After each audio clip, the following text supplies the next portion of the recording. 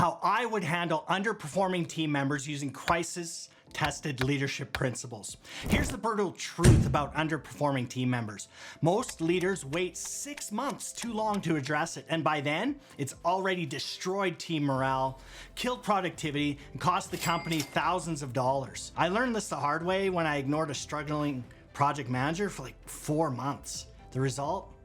We missed a critical client deadline. Luckily, we got it back. We lost a lot of money, a lot of productivity, and I had to rebuild trust with the entire team and the client.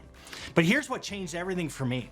That failure taught me a crisis-tested system along with 30 plus years of crisis management, managing wildfires and floods and all of those types of things. But now, this system allows me to turn around underperformance in 30 days or less without destroying relationships or team culture. In fact, 80% of the underperformers I've worked with using this system are now top performers on their teams. No joke.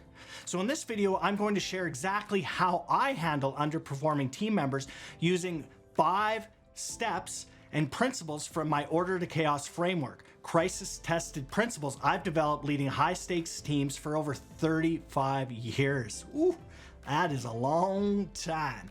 And those are environments where failure wasn't just about missing targets, it's about lives and millions of dollars on the line. You'll get my complete 5-step system that transforms underperformance into high performance while actually strengthening your team's culture. So let's dive in.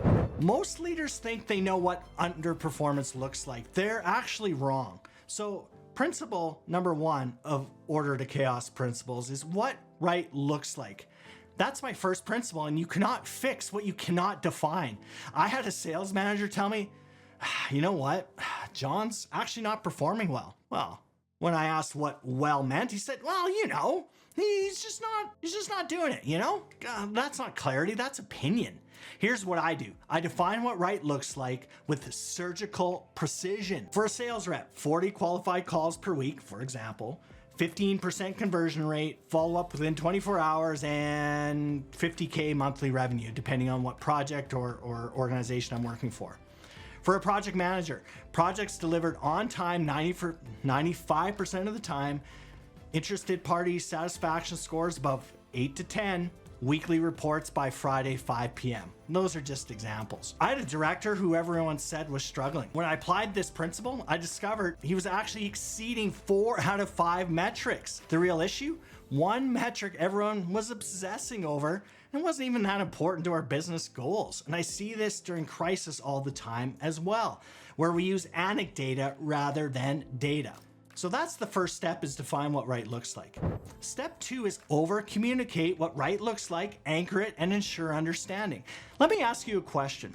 How many of you have been held accountable to a standard or expectation you didn't even know you had? All of us should be putting our hands up right now. And that could be in personal relationships, professional, whatever that looks like. It's like, I'm sorry, I actually didn't know that was a thing. Well, you should just know.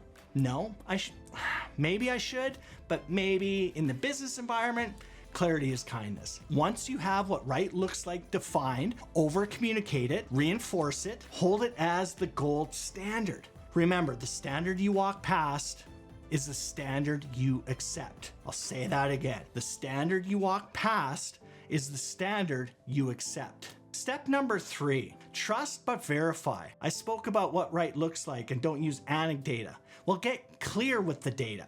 Don't use the emotions to figure out if a team member is truly underperforming, or is it just a perception? Is it hidden bias maybe you have?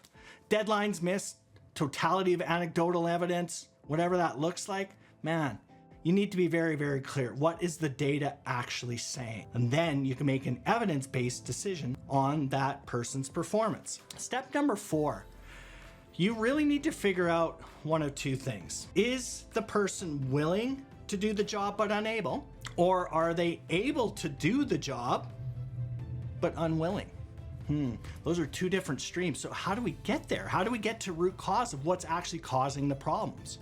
Like I said, clarity is kindness and info is just neutral. We are simply fact finding here, and we're going to do it through a conversation. Just fact finding. We're not figuring out the solution yet, period. Do not seek to solve. Don't try to defend. All right?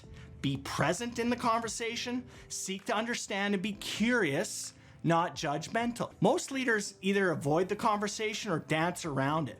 Both approaches are cruel. Here's my exact conversation framework to figure out that root cause and to figure out, is this person willing to do the job but unable, or are they able to but unwilling? We better find that out. So it's called the B method, and it involves the behavior, the emotion, and the effect. All right, so again, the behavior, the emotion, and the effect. And then tell me your thoughts on, boom, behavior, emotion, effect, tell me your thoughts on. Hey Sarah, I want to talk to you about something important. I'm concerned that your project deliverables have been coming in 2 to 3 days late consistently over the past month. This is affecting our client timeline and putting pressure on the quality assurance team. I'd like to hear your thoughts on that. So notice what I did. My emotion is concerned. The specific behavior, so the 2 to 3 days late over the past month, the impact or the effect on others. So there's a client timeline issue or challenge and a quality assurance. That's the effect. And then at the end, what are your thoughts on is an open-ended question to get their perspective. And here's the real secret sauce, folks. You sit back and you listen, you actively listen. I use this approach all the time. In one particular case, I was managing a multi-million-dollar IT project. And there was a developer, super diligent, super hardworking. Unfortunately, he kept missing deadlines. And the program was called a dashboard for all of the executive VPs and the leadership team of this huge company, a telco that I work for. They would gauge all of the call centers and if there were any yellows or reds with regard to wait times or any kind of metrics that we decided to implement or that they wanted to view. The project scope was beyond the capability and the expertise of this individual at that particular time. And it was really challenging because we didn't have strong scope, as you can imagine, with senior leaders a lot of times, and he didn't push back, right? He was over his head, and he felt bad. There was a sense of pride, fear of losing his job, and all of those other things. And in fact, the senior vice president, one of them said, "Should we fire him?" And I was like, no, hold on.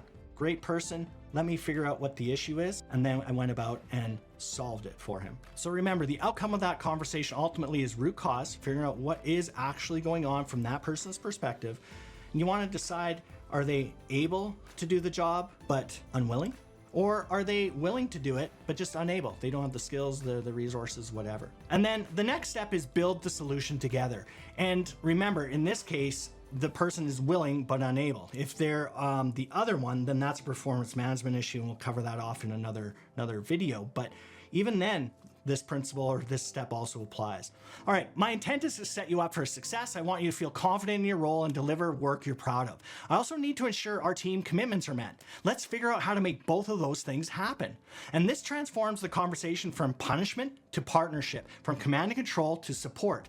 But here's where most leaders mess up. They try to fix everything at once. An order to chaos principle that I love is get to 80%, and then you act, assess, and adjust. Get to 80%, you act, assess, and adjust. And within that, I also talk a lot in my content on the DDB 131 method. So 131. One problem, 3 options, and 1 recommendation. And you build this together, but they are the one that actually come to you with the 3 options and a recommendation, and then you decide what to do from there. Sure, you can brainstorm this together. I kind of lean toward them doing it because it puts the rock back on them, and involvement equals commitment and buy-in. And this may give you some leverage in the future as well from an accountability perspective, but more on that, so keep paying attention. The final solution, the final recommendation, doesn't have to be perfect. And definitely focus on high leverage things and get to that 80%. Act, assess, and adjust. So it's not a one and done, you have the conversation, then they go out and they do it. You are constantly, what are you working on? How can I help you? You're checking in on them. You're creating an environment of support, but also frameworks, or you're framing the conversations. You're setting the schedule in so it doesn't slide for check-ins, all of those other things. You're building the left and the right lanes for them. And this is where a lot of us go wrong, and this is kind of the bonus. And if you don't do this part, none of it actually matters. And that's Accountability. How do you maintain or manage that accountability? Because there's a principle that's called trust but verify, another order to chaos principle. And inspect what you expect. Inspect what you expect. I just don't hope things improve. Hope is not a plan. I create the systems that make success visible. So you arrive on the solution moving forward, you act, you assess and adjust. And for instance, for that developer, we didn't create a 10-point improvement plan. We focused on the 80%, the 1 or 2 changes that would have the biggest impact. And then we implemented weekly check-ins every Wednesday to catch issues early. What are you working on? How can I help? And a simple project tracking system so he could see his progress daily. And from a psychological perspective, that was huge as well. Could actually see the improvement without being completely overwhelmed. For a sales rep who needs to improve call volume, set up automated reports tracking daily activity maybe. Every Friday, review the numbers together for 15 minutes. Remember, it's not about micromanaging, it's about creating accountability and systems that help people win. In a lot of cases, the sales reps that I've worked with and lots of leaders that manage sales folks, they can go from 20 calls per week to 45 per week in 1 month. The conversion rate can improve too because they feel more confident and supported. Now, ultimately, there are tough decisions that are needed. And here's the reality. Sometimes, despite your best efforts, folks, someone isn't the right fit, right? I had a team member, man, I worked so hard. I tried everything in my toolbox to bring them along and get them to where they needed to be. But ultimately, it was just a bridge too far for them. There were a lot of extenuating circumstances and so on and so forth. I gave clear expectations. I had regular check-ins. I tried a 131, and there was additional training and coaching, everything I could think of.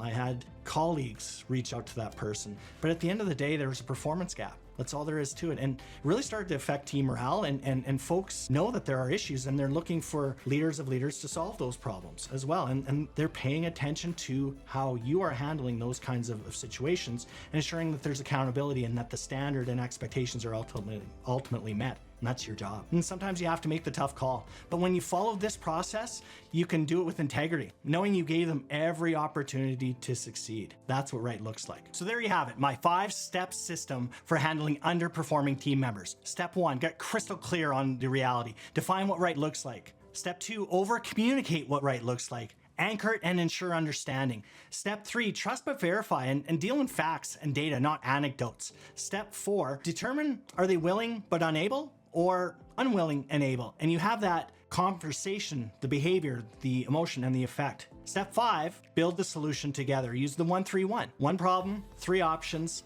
1 recommendation. And last but not least, ensure accountability without the micromanagement. Set up a framework, set up regular check-ins and all of those things.